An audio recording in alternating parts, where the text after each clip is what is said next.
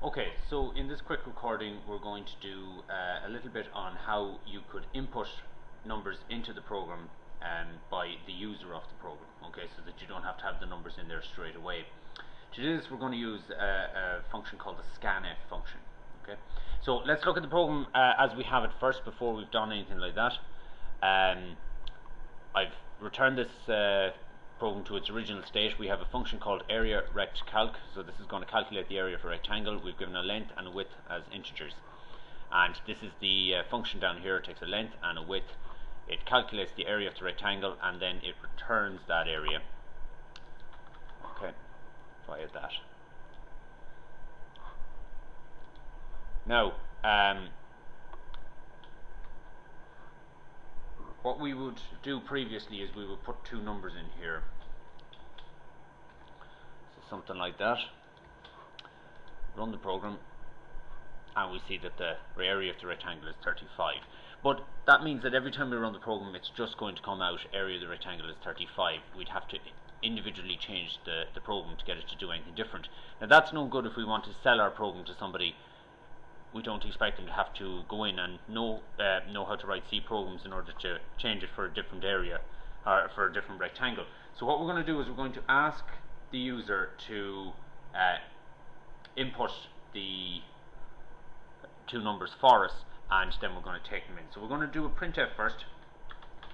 Remember, it's always important to do these printfs because we need to ask the user to enter the information, otherwise they won't know what to do. So printf please enter the width and length, and I'm going to say separated by a space. I'm going to put a little colon there, you'll see why in a moment. Now the function we use for this is scanf. So again, it's like scan formatted data, and it comes from the stdio.h library. And I'm taking in an integer and then a space and then another integer. So we do it like that. Okay.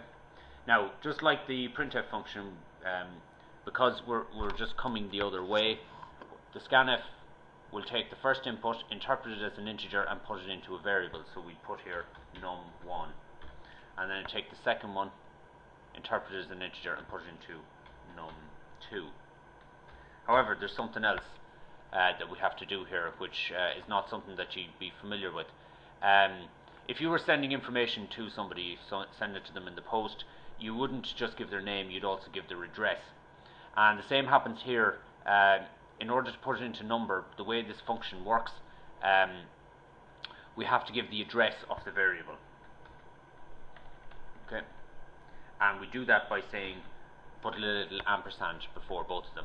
Now you may well say, well, we've never had to do that before, we just assigned it. But this is one of those situations where this function has to return more information to us than just one piece of data. It's trying to put two things in, so therefore for that reason we have to do it by this mechanism. Again, the real detail of what's going on here is for much later in the course, but for the minute you just have to remember to put in that little ampersand there in both cases. I'll show you in a moment what happens if you don't do it. So we'll take a run at that. It says please enter the width and length separated by a space, and you see there my cursor is waiting to put it in. So I'm going to put in a length of 4 and a width of 4 and a length of 6, so that should give me 24. And says the area of the rectangle is 24. So we've seen that's worked. I can run the program again and put in a completely different set of values. I can put in 3 and 9, and that should give me 27.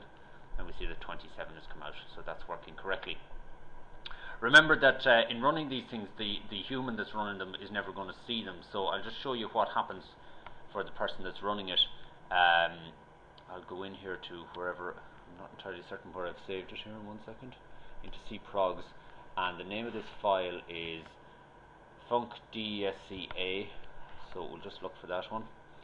Funcdesca, there it is, right? So that's the C file. This is the executable that it creates. So if I run that executable, we see that it runs straight away without ever having to go through the compiler. So you could actually send that executable to somebody by an email, they get downloaded onto the machine, double click on it, and they will be able to run this program without ever seeing the C program that went into it, that was written for it.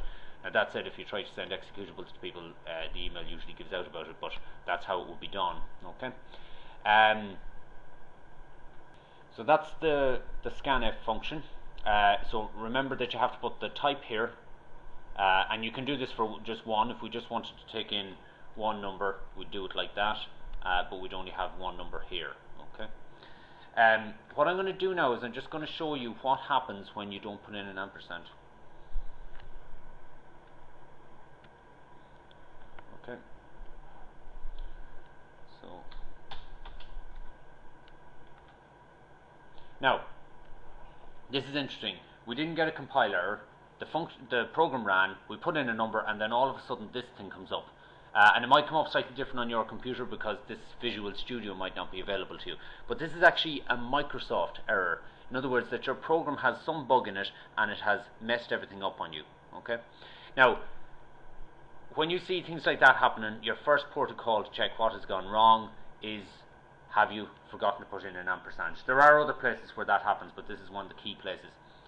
What's happened is that because we haven't put the ampersand in front of it, it's taken just num1, which is a value of, let's say, we don't know what value is actually in there, but it's taken that as an address, which is a little bit like if a postman goes into an estate that has 20 houses in it, and he looks for the one with the number Sean Mullery written on it.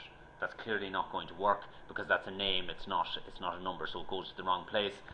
He tries to post it God knows where, and we have crazy things happen. And that's what occurred in that case, and we can see that quite a serious error occurs when you're running the program. So just be wary of that when you're using it. You'll get used to using the scanf a lot of the time. Just remember that whenever you use a scanf, you should really put a printf before it to ask the person for something, because if the person's running it, they need to be told what to do. Please enter the width and the length separated by a space. If and you can see there I haven't put it in, so there we go, 30. If I get rid of that, comment it out here just for the moment, the program just comes up like that, doesn't tell me what to do, and I'm not aware that I'm supposed to type in 4 and 8.